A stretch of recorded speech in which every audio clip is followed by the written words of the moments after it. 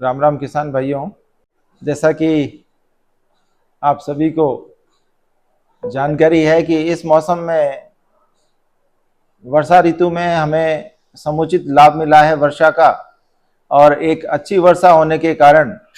हमारे एक अच्छी रबी की फसल की हम अपेक्षा करते हैं। और हम यह विचार करते हैं कि आने वाले रबी के मौसम में हमें अच्छा गेहूं का रकबा मिलेगा और अच्छी उपज की उसमें अनुशंसा की जा सकती है।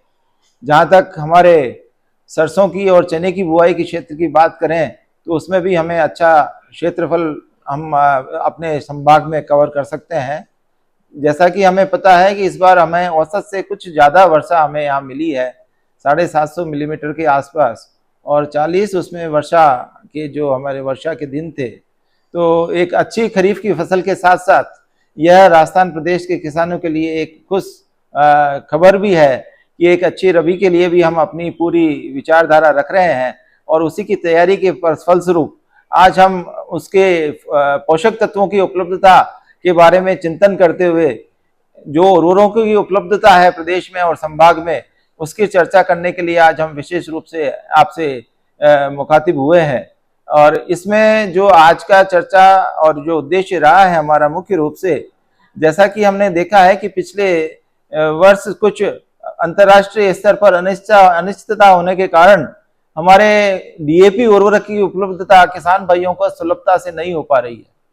और जब हम अपने किसान अपने खेती की तरफ देखता है तो उसे जो अपने डीएपी की उपलब्धता नहीं होने के कारण एक अपेक्षा रहती है कि कैसे हमारी फसल एक अच्छी फसल की हम कैसे सोच कर सकते हैं अगर हमारे पास सही उर्वरक नहीं मिलेंगे। लेकिन किसान और मेरे कृषक भाइयों, ऐसा विचार नहीं है।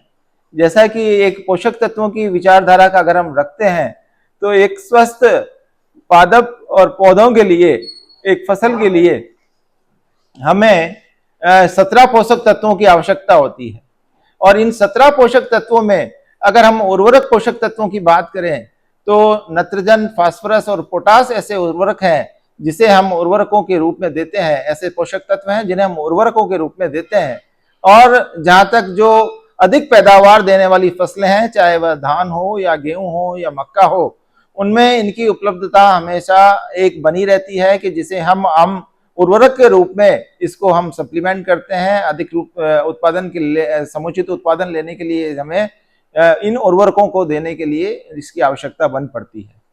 तो जैसा कि हमारा आज के उद्देश्य हम आज जो बात कर रहे हैं कि डीएपी की उपलब्धता अगर प्रदेश में कम है और संभाग में कम है, तो हमें अपने डीएपी और फास्फोरस उर्वरक की जो बात करें तो हम ये कहते हैं कि फास्फोरस की उपलब्धता को हम सिंगल सुपर फास्फेट जो अपना उर्वरक है उससे हम समुचित रूप से बदल सकते हैं, उसके रूप में हम उसको एसएसपी से देके उसकी पूर्ति कर सकते हैं। जैसा कि एक समुचित पैदावार देने के लिए हमें आवश्यकता होती है कि एक नत्रजन भी मात्रा सही मात्रा में हो, जिसमें 4:2:1 की मात्रा की अनुशंसा करते हैं। जो अपने अन्न धान्य की फसलें होती हैं जिसमें गेहूं और मक्का और धान की बात करें तो 4 जो अंश है वह है नत्रजन का, 2 अंश फास्फोरस का और 1 अंश पोटास का होता है। तो जब हम इसकी बात करते हैं तो पाते हैं कि हमारे पास नत्रजन के लिए तो यूरिया भली भांति है,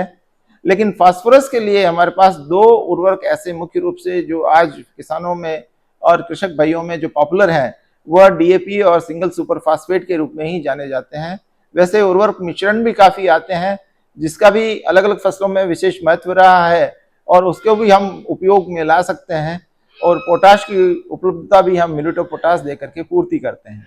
लेकिन आज की जो हम सोच बना पाए हैं कि हम उर्वरकों की उपलब्धता के लिए कैसे हम इनके उपयोग दक्षता बढ़ा सकें और कैसे हम उसका समुचित लाभ ले सकें, इसके विचार नहीं है। हम आज जो हमारा उद्देश्य, जो हमारी ये छोटी सी वार्ता है, इसमें हम ये कहना चाहेंगे कि आप अपने नत्रजन उर्वरक के लिए यूरिया पे आधारित रहें। यूरिया की उपयोग दक्षता हमें अगर हम सही मात्रा में, सही समय पर और सही अनुशंसा अनुसार हम उपयोग करते हैं विभिन्न टुकड़ों में, कुछ 1/4 बुआई के समय और 1/3 जो अपना 21 दिन बाद में प्रथम पानी के बाद में करते हैं, तो अगर इस प्रकार से अगर हम करते हैं तो हमें 50% दक्षता मिलती है उर्वरक, नत्रजन उर्वरक उपयोग की। तो हम माने कि जितना हम उर्वरक उपयोग कर रहे हैं उसकी 50% मात्रा ही हम वसूल कर पाते हैं। लेकिन इसके फलस्वरूप अगर हम फास्फेटिक उर्वरकों की बात करें तो उसमें हमें उपयोग दक्षता सिर्फ 15 से 20% ही मिल पाती है, और वह भी तब मिल पाती है जब उनका हम बुआई के समय ट्रैक्टर की सीड्रिल से या बैल जोड़ी के साथ में ऊर करके मिट्टी में दें। तो आज की जब हम बात कर रहे हैं उसमें यह है कि एक तो उपयोग दक्षता आपको बढ़ानी है। उपयोग दक्षता बढ़ाने के लिए डीएपी खाद हो या सिंगल सुपर फास्फेट खाद हो या फास्फेटिक खाद हो, उसे हमेशा ऊर करके दें।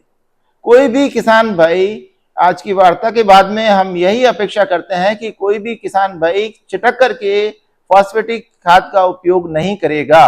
क्योंकि जो उसने खाद उपयोग में ली है, चाहे वह सिंगल सुपर फास्फेट खाद की बात करें जो 350-400 रुपए का एक बैग आता है, तो हम ये कह सकते हैं कि किसान अगर छिटक करके एसएसपी खाद को दे दी है या 1350 रुपए का डीएपी के खाद का आता है, तो उसने छिटक करके अपने खेत में डाल करके खुश हो गया है, तो उसे खुश होने की जरूरत नहीं है। वो सीधा एक उदाहरण यह है कि आपने 1350 रुपए का कट्टा खेत में बिखेर दिया है और पोल के बाहर आपने 1350 रुपए के नोट रख करके आग लगा करके सो गए हो।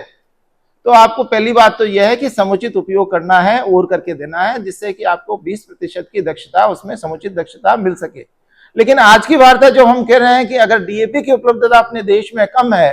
तो हम उसकी पूर्ति किस रूप में किसान भाइयों को अपनी अनुशंसा दे सकते हैं कि कैसे पूर्ति करें और उसको समुचित लाभ फसल पैदावार का ले सके। तो सिंगल सुपर फास्फेट एक ऐसा खाद है जो अपने देश में और प्रदेश में ही बनता है। जैसा कि आपको पता है उदयपुर में ही रॉक फास्फेट बनता है और उसी से हम सिंगल सुपर फास्फेट बनाते हैं। तो सभी किसान भाइयों को यह निश्चित कर लेना होगा या दिमाग में यह संतोष कर लेना होगा कि उन्हें फास्फेटिक उर्वरकों की उपलब्धता की कोई कमी नहीं है, क्योंकि जो उर्वरक आपको उपयोग में लेना है वो आपके प्रदेश में ही बनता है और वहीं से उसका